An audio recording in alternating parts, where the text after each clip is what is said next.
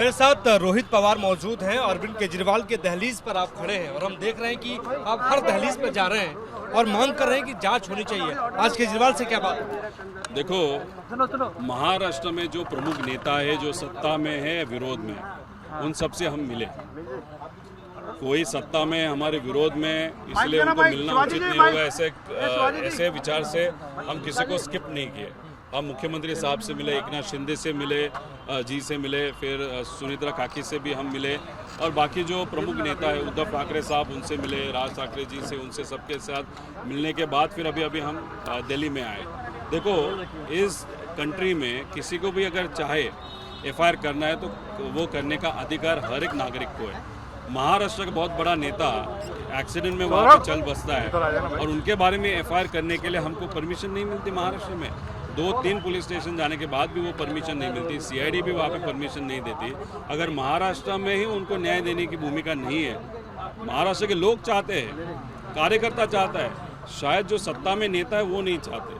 तो इसलिए अभी पार्लियामेंट 9 तारीख से यहाँ पे दिल्ली में शुरू हो रहा है। तो यहाँ पे जो इम्पोर्टेंट पक्ष है, जैसे कि कांग्रेस है, राहुल गांधी जी को हम मिलेंगे, ममता दीदी को हम मिलेंगे, केजरीवाल साहब को हम मिलने वाले। तो ये सवाल मैं पूछूंगा रोहित जी आपसे, केजरीवाल ने क्या कहा आपसे? देखो, केजरीवाल जी से मिलने के बाद उनके सामने हमने पूरे प्रूफ वहाँ पे रखे। प्रूफ रखा? अभी जो भी प्रेजेंटेशन हमने की थी उसी के साथ टीडीपी जो पक्ष है, उनके जो प्रमुख है, उनका और वीएसआर का कमर्शियल एंड पर्सनल रिलेशनशिप कैसे, वो भी हमने दिखाया। और तो अगर टीडीपी का रिलेशनशिप वीएसआर कंपनी के साथ है और इस इन्वेस्टिगेशन में प्रमुख जो क्रिमिनल कंपनी है, जो एजेंसी है, वो वीएसआर है, तो ये मंत्री जो है, एविएशन मंत्री, ये टीडीपी के है, और ये एआईबी जो इन्वेस्टिगेशन एजेंसी है वो मंत्रालय के नीचे आती है। तो फिर ट्रांसपेरेंटली ये इन्वेस्टिगेशन कैसे होगा, ऐसे हम सबको प्रश्न पड़ता है। ये क्या मानते हैं कि उनकी हत्या हुई है या लापरवाही की वजह से उनकी मौत? देखो, एफआईआर करना चाह रहे हैं, वो एफआईआर नहीं हो रहा। वीके सिंह बड़े बड़े लोगों का नाम ले सकते हैं, इसलिए वीके सिंह को बचाया जा रहा है। उसी के साथ डीजीसीए के भी बहुत बड़े जो अधिकारी, उनको बचाया जा रहा है। अभी जिस तरीके से लोगों को बचाया जा रहा है, इन्वेस्टिगेशन राइट डायरेक्शन नहीं जा रहा, ये सब देखने के बाद डेफिनेटली इसके पीछे कुछ पॉलिटिकल कॉन्स्पिरेसी ऐसे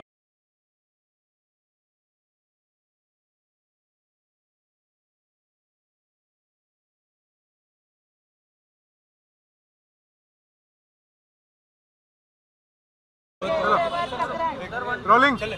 मेरे साथ रोहित पवार मौजूद हैं। अरविंद केजरीवाल के दहलीज पर आप खड़े हैं और हम देख रहे हैं कि आप हर दहलीज पर जा रहे हैं और मांग कर रहे हैं कि जांच होनी चाहिए। आज केजरीवाल से क्या बात है? देखो, महाराष्ट्र में जो प्रमुख नेता है, जो सत्ता में है विरोध में, उन सब से हम मिले। कोई सत्ता में हमारे विरोध में, इसलिए उनको मिलना उचित नहीं होगा, ऐसे विचार से हम किसी को स्किप नहीं किए। हम मुख्यमंत्री साहब से मिले, एकनाथ शिंदे से मिले, जी से मिले, फिर सुनीत्रा काकी से भी हम मिले, और बाकी जो प्रमुख नेता है उद्धव ठाकरे साहब, उनसे मिले, राज ठाकरे जी से, उनसे सबके साथ मिलने के बाद फिर अभी हम दिल्ली में आए। देखो, इस कंट्री में किसी को भी अगर चाहे एफआईआर करना है तो वो करने का अधिकार हर एक नागरिक को है। महाराष्ट्र का बहुत बड़ा नेता एक्सीडेंट में वहाँ पे चल बसता है और उनके बारे में एफआईआर करने के लिए हमको परमिशन नहीं मिलती। महाराष्ट्र में 2-3 पुलिस स्टेशन जाने के बाद भी वो परमिशन नहीं मिलती, सीआईडी भी वहाँ पे परमिशन नहीं देती। अगर महाराष्ट्र में ही उनको न्याय देने की भूमिका नहीं है, महाराष्ट्र के लोग चाहते हैं, कार्यकर्ता चाहता है, शायद जो सत्ता में नेता है वो नहीं चाहते। तो इसलिए अभी पार्लियामेंट 9 तारीख से यहाँ पे दिल्ली में शुरू हो रहा है। तो यहाँ पे जो इम्पोर्टेंट पक्ष है, जैसे कि कांग्रेस है, राहुल गांधी जी को हम मिलेंगे, ममता दीदी को हम मिलेंगे, केजरीवाल साहब को हम मिलने वाले। तो ये सवाल मैं पूछूंगा रोहित जी आपसे, केजरीवाल ने क्या कहा आपसे? देखो, केजरीवाल जी से मिलने के बाद उनके सामने हमने पूरे प्रूफ वहाँ पे रखे। प्रूफ रखा? अभी जो भी प्रेजेंटेशन हमने की थी उसी के साथ टीडीपी जो पक्ष है, उनके जो प्रमुख है, उनका और वीएसआर का कमर्शियल एंड पर्सनल रिलेशनशिप कैसे, वो भी हमने दिखाया। और तो अगर टीडीपी का रिलेशनशिप वीएसआर कंपनी के साथ है और इस इन्वेस्टिगेशन में प्रमुख जो क्रिमिनल कंपनी है, जो एजेंसी है, वो वीएसआर है, तो ये मंत्री जो है, एविएशन मंत्री, ये टीडीपी के है, और ये एआईबी जो इन्वेस्टिगेशन एजेंसी है वो मंत्रालय के नीचे आती है। तो फिर ट्रांसपेरेंटली ये इन्वेस्टिगेशन कैसे होगा, ऐसे हम सबको प्रश्न पड़ता है। ये क्या मानते हैं कि उनकी हत्या हुई है या लापरवाही की वजह से उनकी मौत? देखो, एफआईआर करना चाह रहे हैं, वो एफआईआर नहीं हो रहा। वीके सिंह बड़े बड़े लोगों का नाम ले सकते हैं, इसलिए वीके सिंह को बचाया जा रहा है। उसी के साथ डीजीसीए के भी बहुत बड़े जो अधिकारी उनको बचाया जा रहा है। अभी जिस तरीके से लोगों को बचाया जा रहा है, इन्वेस्टिगेशन राइट डायरेक्शन नहीं जा रहा, ये सब देखने के बाद डेफिनेटली इसके पीछे कुछ पॉलिटिकल कॉन्स्पिरेसी ऐसे हम सबको लग रहा है। राहुल गांधी से भी आप मुलाकात करने वाले हैं आने वाले वक्त में, ममता बनर्जी से भी मुलाकात करने वाले हैं? 100% उनसे मिलेंगे। एक तो अजीत दादा का मुद्दा हम लेके जा ही रहे इन्वेस्टिगेशन के बारे में, और ये जो टीडीपी का जो मंत्री है, जो एविएशन मंत्री है, उनके रेजिग्नेशन के बारे में भी हम बात करेंगे। उसके साथ भारत की जो पायलट की एसोसिएशन है, उन्होंने हमको कांटेक्ट किया था। जो अहमदाबाद में एक्सीडेंट हुआ था, उस एक्सीडेंट में पायलट की कुछ गलती नहीं थी, उसके पीछे जो जिस तरीके का इन्वेस्टिगेशन चाहिए वो इन्वेस्टिगेशन प्रॉपर्ली नहीं हो रहा, तो रूल 12 के अंदर का इन्वेस्टिगेशन होना चाहिए, ये भी मांग है। ये सब लेके हम इन सब बड़ा नेताओं को मिलेंगे। इनसे तो आप मिलेंगे, लेकिन क्या सरकार के पक्ष से भी किसी से आप मुलाकात करेंगे? अमित शाह हो गए, प्रधानमंत्री नरेंद्र मोदी हो गए। हम विनती तो करेंगे, अभी टाइम मिला तो हम उनसे मिल लेंगे। बड़े नेता है, बिजी रहते हैं, बहुत सारे इलेक्शंस उनको लड़ने हैं, वो अगर देंगे तो मिलेंगे, नहीं देंगे तो हम ये जो विरोध में सब नेता है उनसे मिलके पार्लियामेंट में ये चर्चा हो, ऐसी विनती तो कर सकते हैं। बीजेपी की सरकार महाराष्ट्र में है, बीजेपी की सरकार दिल्ली में है, तो न्याय मिलने की कहाँ आपको उम्मीद दिखाई दे? देखो, महाराष्ट्र का एक बहुत बड़ा नेता इस एक्सीडेंट में गुजर जाता है और उनका सादा एफआईआर नहीं होता महाराष्ट्र में, ये बहुत सरप्राइजिंग चीज़ है। वहाँ पे ये वीएसआर को बचाया जा रहा है, डीजीसीए के अधिकारी को बचाया जा रहा है, आरओ कंपनी को बचाया जा रहा है। अगर क्रिमिनल एंगल से यहाँ पे कोई भी इन्वेस्टिगेशन नहीं हो रहा। अगर महाराष्ट्र कोई बहुत बड़े मराठी नेता, जो महाराष्ट्र के नेता है, उनका एक्सीडेंट उनका हुआ था, उसके बारे में अगर प्रॉपर इन्वेस्टिगेशन नहीं हो रही तो फिर हमारे पास क्या रहा? तो महाराष्ट्र में तो न्याय नहीं मिल रहा, लोग चाहते हैं। तो अभी दिल्ली में पार्लियामेंट में ये मुद्दा अगर लिया जाए या कहाँ पे बोला जाए या अलग अलग फोरम्स में इसकी चर्चा हो तो शायद कहाँ पे तो न्याय मिल सकता है, ऐसे हम सबको लगता है। सवाल मैं पूछूंगा कि पवार परिवार से कौन कौन आपके साथ है, क्योंकि सबसे पहले मुद्दा रोहित पवार ने इसको उठाया था बारामती के भीतर। क्या आपके साथ सुप्रिया सुले हैं, अजीत दादा पवार की पत्नी, उनके बेटे हैं? तो देखो, ये मुद्दा अगर आप देखो तो पवार साहब ने उसी दिन ये एक्सीडेंट ऐसे कहा, उसका रीज़न ये था कि दूसरे दिन 10-12 लाख लोग, वो अंतविधि जो होता है या जो फाइनल राइट्स होते हैं उसके लिए 10 लाख लोग आने वाले थे, और लोगों के मन में अगर शंका होती तो वहाँ पे राइट्स भी हो सकते थे, जिसके कारण लोगों को ये तकलीफ हो सकती थी।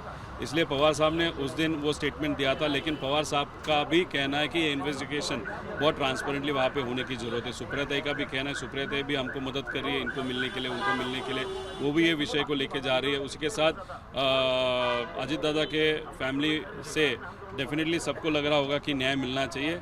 एफर्ट वो डालना चाहते हैं, लेकिन अभी शायद वहाँ पे सेशन होने के कारण सुनीता काकी वो टाइम नहीं मिल रहा। लेकिन जय फोरम्स में सोशल मीडिया के माध्यम से वहाँ पे बोल रहा है, अंदर ही अंदर में उनके पार्टी के जो एमएलएज है वो चाहते हैं कि यहाँ पे ट्रांसपेरेंसी आए।